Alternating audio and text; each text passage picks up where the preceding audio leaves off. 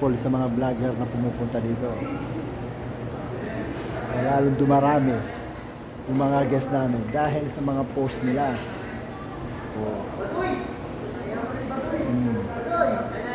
Yan. Yan. Kaya thankful sa mga lahat ng vlogger na pumasal dito. Lalong dumarami yung guest namin. Pagkita ba naman lahat yung mga post nila sa sobrang dami ng followers nila. Kaya ang daming pumupunta dito. Yan, no? Mga tropa namin, no? Ito yung mga binabalik-balikan dito ng vlogger. Yan. Kaya maraming salamat sa mga vlogger na pumupunta dito. Lalong dumarami yung mga guest namin pumupunta dahil sa kanila. Sa dami ba na bang nakikita ng mga post nila, talagang dumarami din yung pumupunta dito.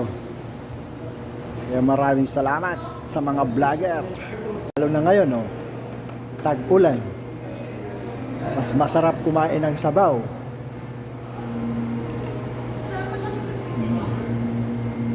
Kaya malaking bagay talaga yung mga vlogger na pumupunta dito. Tsaka lalong dumarami yung dumadayo kahit sa ibang mga taga Manila pa, may taga Baguio. Dahil nakikita daw nila social media. Kaya thank you po sa mga vlogger na pumupunta dito. Dahil sa inyo lalo dumarami yung guest namin. Ayan. May darating na naman daw na vlogger. Kaya malaking bagay pag yung mga vlogger na dumarating sa amin dito.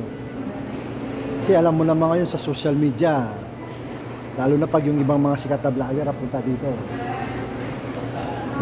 maraming dumadayo pag nakikita nila yung mga post nila. Especially yung mga nakikita nila sa mga unlimited lobster namin dito sa buffet namin. Kaya maraming salamat sa mga vlogger na pumupunta dito. Ito nagpo-post lahat ng mga pagkain namin dito sa hotel. Yan, another setup naman. Maagang pumasok. Maagang setup. Same lang pag may mga vlogger na darating. Sinasabi sa amin ng sales. Tapos yung manager ng restaurant para medyo maagahan yung setup.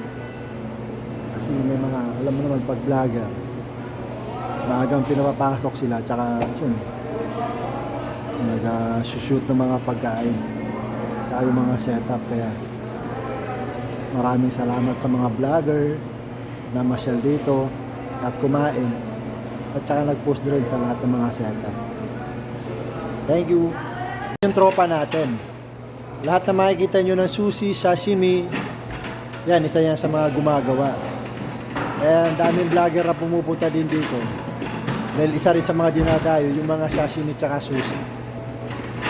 Kaya maraming salamat sa mga vlogger natin dyan.